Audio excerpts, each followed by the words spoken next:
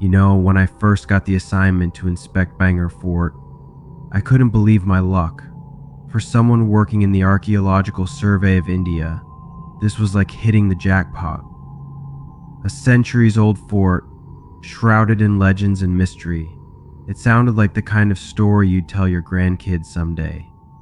But as soon as I mentioned the assignment to the locals at the nearby village, their faces changed. Their smiles faded, replaced by a look of unease.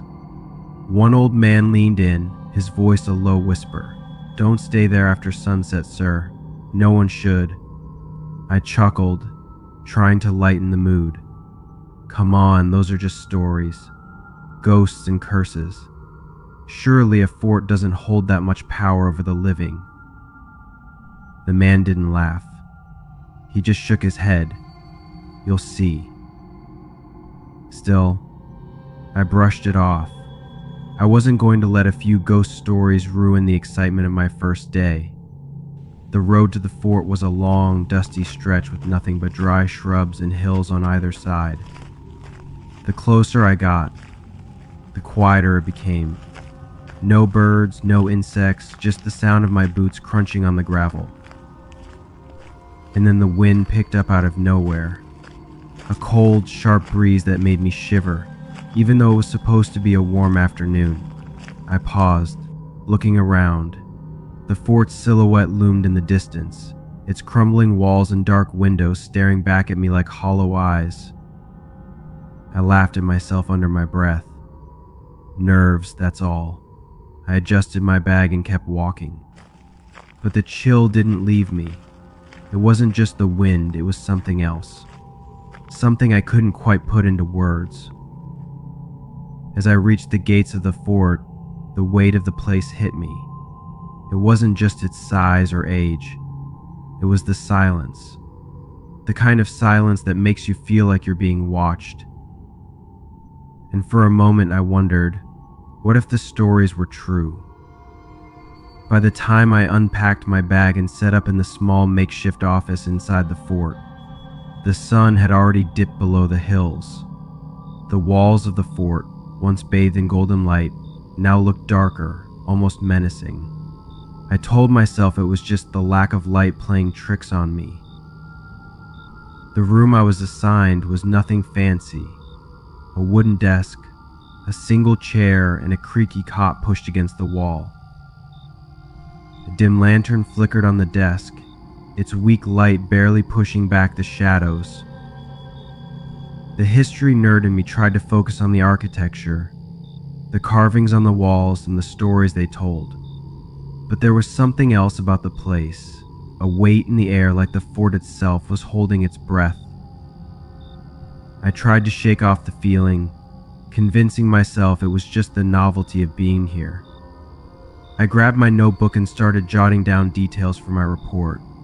The silence was deafening. No wind, no insects, just the scratch of my pen against the paper. And then I heard it. Footsteps. Soft, deliberate, like someone walking barefoot across the stone floor. I froze, my pen hovering midair. The sound stopped. For a second, I thought maybe I'd imagined it. But then it came again, this time closer. I stood up, grabbed my flashlight, and pointed it towards the doorway. "Hello?" I called out, my voice echoing back to me. No response, just silence.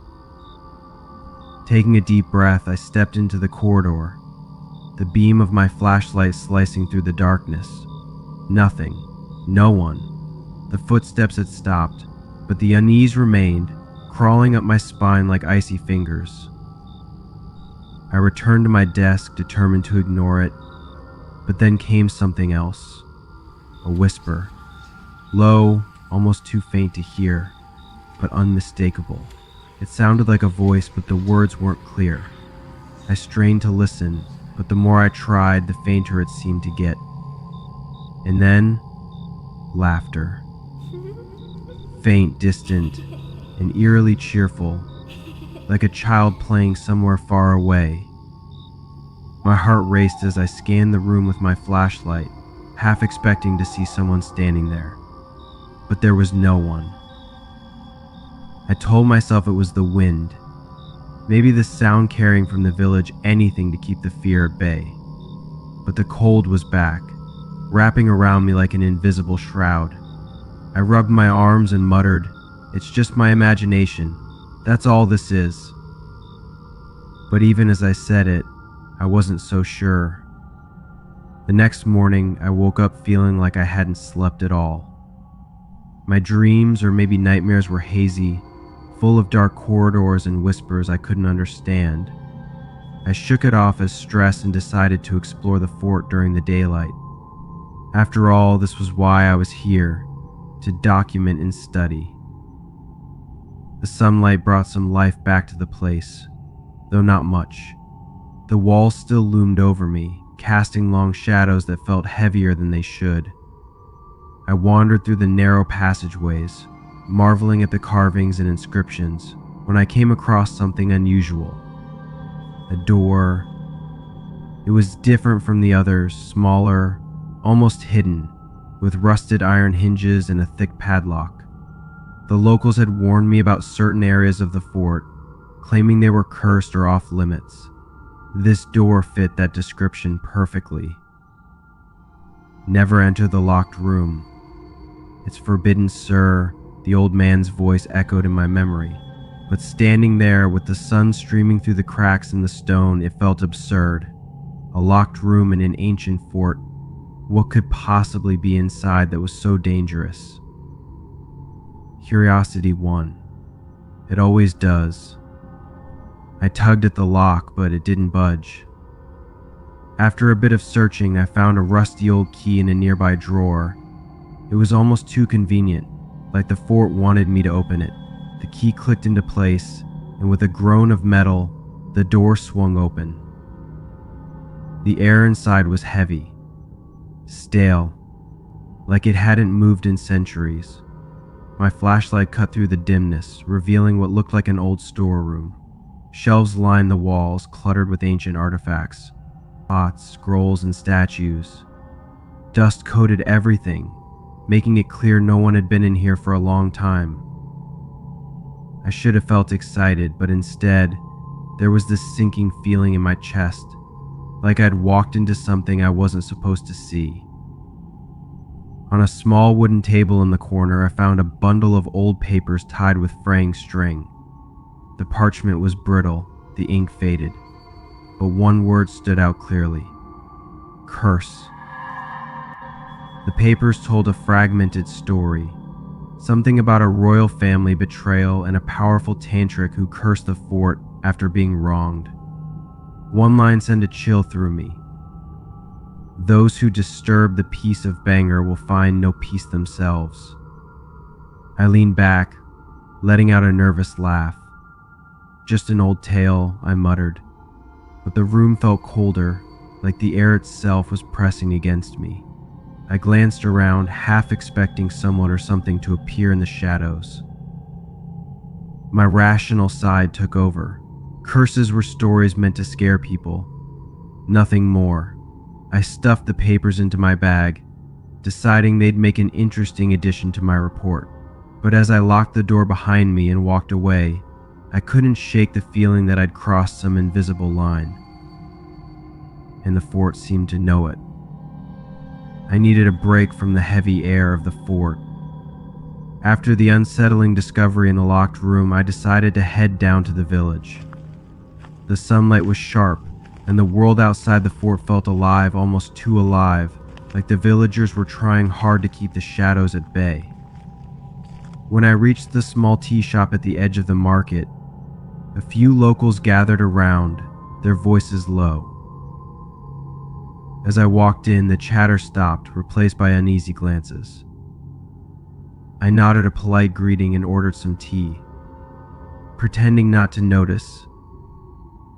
An older man, his face lined like cracked earth, sat across from me. He stirred his tea slowly, watching me with piercing eyes. Finally, he spoke, his voice rough and low. "You stayed inside the fort last night, didn't you?"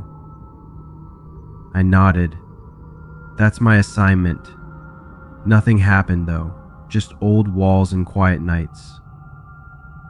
The man exchanged a glance with the others, their silence louder than words. He leaned forward, his voice dropping to a whisper. Don't stay after dark, sir. The fort, it wants its own. I raised an eyebrow. Its own. What does that even mean? Another man, younger but just as tense, muttered, You don't know what happens when night falls. The fort isn't empty, sir. Not really. A chill crept up my spine, but I forced a laugh. I think you've all been telling each other ghost stories for too long. The older man didn't laugh. He leaned back and sipped his tea, his eyes never leaving mine. Ask yourself this: why do you think no one lives near the fort? Why does everyone leave before sunset? We've seen too much, sir. Heard too much. The fort has taken too many. Don't let it take you. Their words unsettled me, but I kept brushing them off, telling myself they were just superstitious. Still, I couldn't deny that something felt off. As I walked back toward the fort, the wind picked up, carrying with it a faint sound like a sigh, or maybe a whisper. I paused, scanning the empty road behind me, but there was no one there. When I reached the entrance, the guard stationed outside called out, Sir, I was told to remind you, don't stay inside the fort tonight. I smirked, masking my unease. Thanks for the concern, but I'll be fine. The guard hesitated, then added softly, The fort doesn't let go once it chooses you. That stuck with me.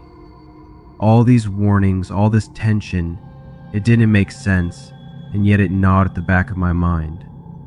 I tried to shake it off, but as I crossed the threshold into the fort's shadow, the air seemed colder again. For the first time, I started to wonder if they were right. The fort felt different that night. Quieter. Too quiet. I stayed late in my makeshift office. Going through the documents I'd found earlier, I kept telling myself it was just an old fort with a lot of history, nothing more. Still, the locals' warnings lingered in my mind like a splinter I couldn't quite ignore. The air grew colder. Not the kind of chill you get from an open window or a cool breeze. It was sharp, almost unnatural. I glanced at the small heater in the corner of the room, still glowing red. No reason for it to feel this cold. As I reached for a file, the faintest sound tickled my ears. A hum, low and steady, like someone murmuring just out of reach. I stopped, straining to hear. It was too quiet to make out words, but it sent a ripple of unease through me. I shook my head, muttering, Stop imagining things. It's just the wind. But then I saw it. Out of the corner of my eye, a shadow darted across the wall, quick and sharp like a flicker of movement. I spun around, my heart pounding, but there was nothing there. Just the empty office, lit by the flickering yellow bulb overhead. I laughed nervously. Great. Now I'm scaring myself. But the laugh died in my throat when I turned back to my desk. The file I'd been reading was no longer where I'd left it. It had been pushed to the edge, as though someone or something had moved it. The hair on the back of my neck stood up. I reached for the file with shaky hands, trying to rationalize. Maybe I'd knocked it over earlier and didn't notice. Maybe.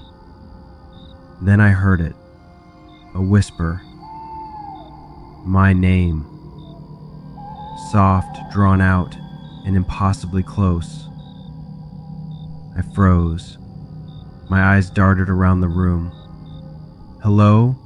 I called out, my voice barely above a whisper. Silence. I stood up, every instinct screaming at me to leave, but I told myself to stay calm. It was just nerves. I took a step toward the door, but something stopped me in my tracks. The door, which had been shut, was now wide open. I'd closed it earlier. I was sure of it. A cold draft swept past me, carrying the faint smell of something old and rotting. My stomach churned as the whisper came again, clearer this time. I bolted for the hallway, my footsteps echoing in the silence. The air grew heavier with each step, and I could swear the shadows on the walls were stretching, bending, reaching for me. When I finally reached the main courtyard, I paused to catch my breath. The hum had stopped and the air was still. For a moment I thought I was safe. But as I glanced back toward the room, I saw the door slowly creaking shut on its own. I didn't stay to watch it close. The next day, I couldn't focus on my work. The events of the previous night gnawed at me, each strange moment replaying in my mind. The whisper, the cold draft, the moving shadows, I couldn't just brush it off anymore. Something was wrong with this place. So I decided to dig deeper. I went through the dusty stacks of old records and notes I'd found earlier in the Forbidden Room. The fort's history was already grim, wars, betrayals, and rumors of a curse. But one account stood out, the story of a young woman named Rathnavathi. The locals believed she was the cause of the fort's haunting. According to the records, she was a princess admired for her beauty and intellect. But her life ended in tragedy. Some said she was cursed by a vengeful sorcerer who loved her and was rejected.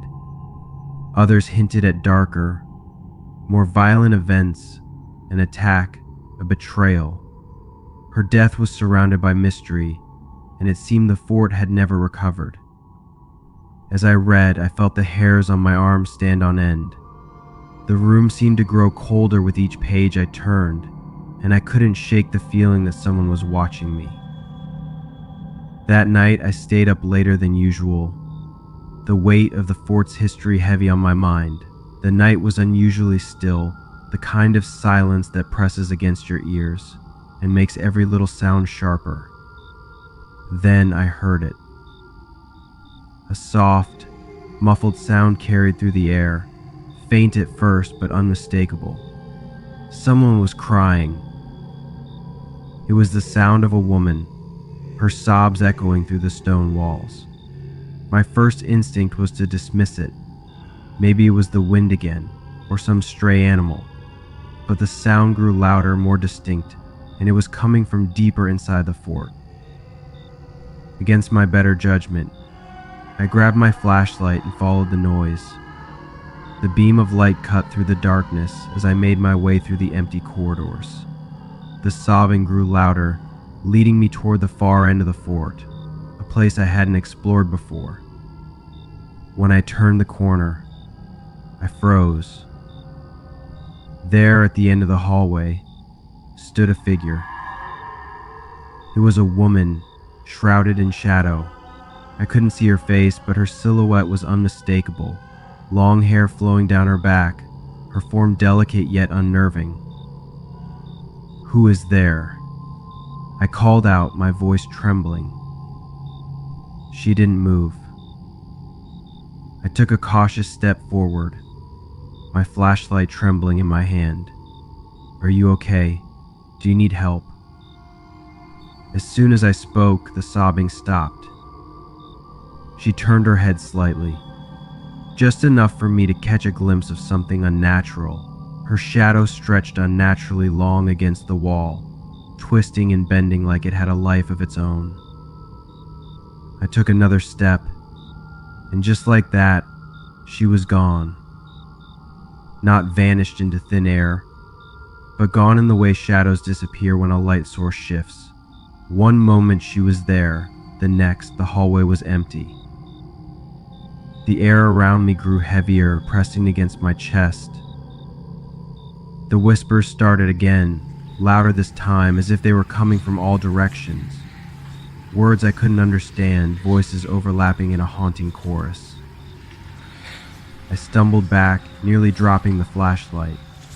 My heart raced as I turned and ran, not stopping until I was back in my room with the door locked tight. Sitting there in the dark, I tried to convince myself it was my imagination, but deep down I knew the truth. Something was in that fort, something that wasn't human.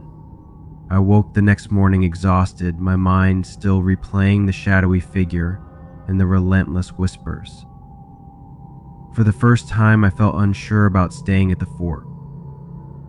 I wasn't scared, or at least that's what I told myself, but the unease was like a shadow I couldn't shake. The locals, of course, noticed. Their sideways glances and hushed whispers made it clear they knew something was wrong. One of them, an older man with deep wrinkles and a voice like gravel, approached me while I was checking on some paperwork. "You need to leave, son," he said, his tone grim, "before night takes you too." I tried to laugh it off. I appreciate the concern, but I'm fine. It's just an old fort with a lot of history. His expression didn't change. History doesn't stay buried in this place. If you don't believe me, talk to Pandithji. He knows what lives here. That name Pandithji kept circling in my mind all day.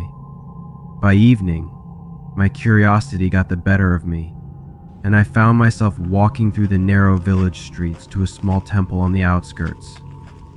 The air felt heavier the closer I got, like the fort's unease had followed me. Pandithji was waiting for me, seated cross-legged on a mat inside the temple. He was an elderly man, his white beard giving him an air of wisdom. Without looking up, he said, "You've seen her, haven't you?" That stopped me in my tracks. "Seen who?" I asked, though my voice betrayed me. He looked at me then, his eyes sharp and knowing. "The princess, Rathnavati. Her soul has been trapped in that cursed place for centuries, along with others who died there. The fort is a prison for restless spirits, bound by the dark magic of a sorcerer who sought revenge." "Dark magic," I repeated, my skepticism flaring up. Pandithji nodded.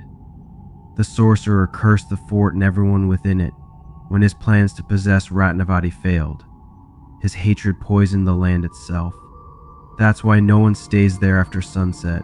It's their time, not ours." I wanted to argue, to dismiss it all as folklore, but the events of the past 2 nights echoed in my mind. The whispers, the shadow, the icy chill, I couldn't explain any of it. Before I left, Pandithji handed me a small charm, an old piece of metal tied to a red thread. "This won't save you if you anger them, but it may buy you time. Leave before it's too late." That night, I went back to my room, the charm burning a hole in my pocket. The fort felt even darker, its silence more oppressive. I tried to focus on my work, but my thoughts were consumed by what Pandithji had said. At some point, I must have drifted off to sleep, though I couldn't remember when, and that's when I saw her. In my dream, or was it a dream, I stood in the heart of the fort, the walls towering around me like jagged shadows. Rathnavati was there, her figure glowing faintly in the darkness. Her beauty was haunting, but her eyes were filled with sorrow. "Help me," she whispered, her voice soft yet piercing. I couldn't move, couldn't speak. She stepped closer, her hands outstretched. "The curse must be broken. He still controls us." Her words wrapped around me like a chain, heavy and suffocating. Then, without warning, she vanished, and the whispers surged around me, louder and angrier than ever. I woke up gasping, drenched in sweat. My room was freezing, the kind of cold that sinks into your bones. It had felt so real. Too real. But was it just my imagination running wild? Or had I been drawn into something far darker than I could comprehend? The next day, I woke up with the weight of the dream still pressing down on me. Rathnavati's plea echoed in my head like a haunting melody I couldn't shake. My instincts screamed at me to leave, to pack up and never look back. But something, curiosity, pride, maybe even guilt, kept me tethered to the fort. I spent the day combing through more of the ancient papers I'd found in the forbidden room. The curse, the sorcerer, the princess, it all felt like pieces of a puzzle I was desperate to solve. The locals' warnings, Pandithji's ominous words, even the whispers in the night, it was all leading somewhere. I just didn't know where. By late afternoon, the air had turned thick and heavy, like a storm was brewing. I found myself wandering into a secluded part of the fort I hadn't explored before. The walls here were older, crumbling in places, and the light barely reached inside. As I stepped deeper into the shadows, a sharp chill ran down my spine. The temperature dropped so quickly that my breath clouded in front of me. I told myself it was just the coolness of the stone, the lack of sunlight. But then I heard it. A low, guttural growl, inhuman and menacing. It came from nowhere and everywhere all at once. My heart pounded as I spun around, searching for the source, but I was alone. At least I thought I was. And then it hit me. An unseen force slammed into me, knocking the air from my lungs. I stumbled back, my hands clawing at nothing as I tried to stay upright. But whatever it wasn't done. I felt it next. Cold, clammy hands gripping my throat, squeezing so tightly I couldn't breathe. I thrashed and kicked, my fingers clawing at the invisible force. The pressure was unbearable, and the air around me seemed to vibrate with an unholy energy. Let me go. I choked out, though I wasn't sure who or what I was begging. The cold deepened, seeping into my skin, and I felt something pulling me back, dragging me toward the darkest corner of the chamber. My vision blurred, and my chest burned as I fought for air. Just when I thought I couldn't take any more, I managed to twist my body and stumble forward, breaking free from the grip. I fell to my knees, gasping and coughing, my throat raw and aching. But the nightmare wasn't over. I felt a sharp, searing pain across my back, like claws raking through my flesh. I scrambled to my feet, adrenaline propelling me out of the chamber and back into the open air. The fort loomed around me, silent and indifferent, as if mocking my terror. When I finally stopped, leaning against a crumbling wall to catch my breath, I noticed the scratches. Long, jagged lines ran across my arms and shoulders, the skin raw and angry. They burned, but the pain was nothing compared to the fear twisting in my gut. This wasn't a dream, a superstition, or an overactive imagination. Something was in that fort, something real, something dangerous.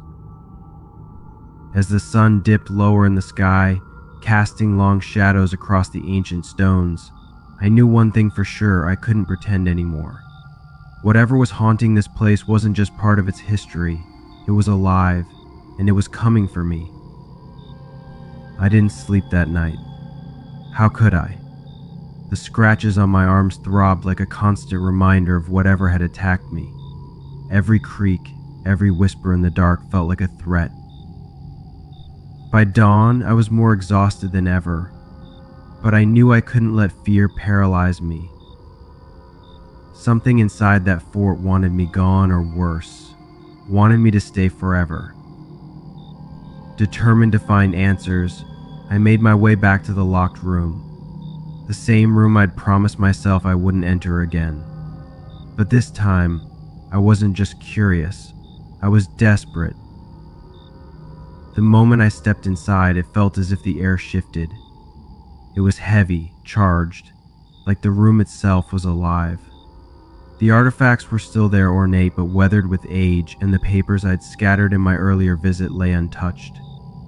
But as I sifted through them, I noticed something I hadn't before. A stack of brittle, yellowed pages tucked inside a carved wooden box.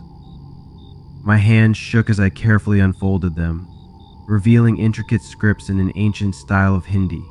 The handwriting was rushed, almost frantic, and the words sent chills racing down my spine. The curse was no bedtime story.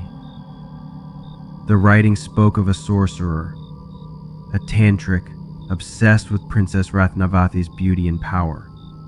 When his advances were rejected, he cast a spell so dark it cursed not just the princess but the entire fort and its people. The curse ensured that no soul tied to the fort would find peace, and any outsider who lingered too long would fall victim to its grasp. I read on, my breath catching with every sentence. The energy of the fort, the writings explained, wasn't just residual, it was alive, a trap. It fed off fear, despair, and curiosity, luring people in and slowly breaking them down. Once the victim's mind was fractured, the fort would claim them entirely. The princess's spirit, it said, wasn't at rest either. Trapped by the curse, she wandered the ruins, torn between protecting those who entered and succumbing to the dark forces tethered to her. As I read the final lines, my heart sank. To those who remain past the appointed hour, know this, the fort sees you. It hears your fears, your doubts. It will make them your undoing. I dropped the papers, my hands trembling. My mind raced back to the cold drafts, the whispers, the laughter, the attack. It all made sense now. I wasn't imagining any of it. I stood there for a moment, the realization weighing heavy on my chest. The fort wasn't just a haunted site, it was a living entity, something far darker than I could have ever imagined, and I'd been feeding it my fear from the moment I arrived. I needed to leave. Not tomorrow, not after finishing my assignment, now. But as I turned to leave the room, I felt it again. That same oppressive energy, like the walls were closing in, like something was watching me, waiting. The thought hit me like a punch to the gut. I'd already stayed too long. The decision was made. I couldn't stay another second in that cursed place. Grabbing my belongings, I bolted out of the room and into the dimly lit corridors of the fort. The air was suffocatingly still, heavy with a tension I couldn't shake. My footsteps echoed unnaturally, as though the walls were mimicking every sound I made. Just get to the gates, I muttered to myself, clutching my bag like it was some kind of shield. But as I hurried through the narrow halls, the fort seemed to shift around me. Corners I knew should have led to the main courtyard suddenly twisted into unfamiliar pathways. The ancient stone walls stretched and warped, making the fort feel endless. Panic clawed at me. I tried to retrace my steps, but it was as if the fort had turned into a labyrinth. Shadows danced along the edges of my vision, flickering like flames, and I could swear I heard soft, mocking laughter echoing in the distance. The whispers returned, louder now, more insistent, my name over and over like a sinister chant. And then, the air grew cold, bone-chillingly cold. I turned a corner and froze. A shadowy figure stood at the end of the hallway. It didn't move, didn't advance, but I could feel its gaze piercing through me. My legs felt like lead, but instinct took over, and I forced myself to run in the opposite direction. The fort wasn't just haunted, it was alive, and it wasn't letting me go without a fight. Doors slammed shut on their own, blocking my path, and I could feel something behind me, something unseen but very real. My chest burned as I ran, the weight of the air pressing harder and harder. It was as if the fort itself was closing in, suffocating me. I screamed, my voice cracking. Finally, I spotted the gates. They looked impossibly far, but they were there, a glimmer of freedom. With every ounce of strength, I pushed forward, feeling the invisible force clawing at my back, trying to drag me down. As I reached the gates, a voice cut through the chaos. Soft, mournful, and distinctly feminine. You may leave, but the fort will never leave you. I stumbled through the gates, collapsing onto the dirt road outside. The instant I was out, the oppressive weight lifted, and the air returned to its normal warmth. But my relief was short-lived. Even now I can feel it, the whispers in the back of my mind, the cold prickle on my neck.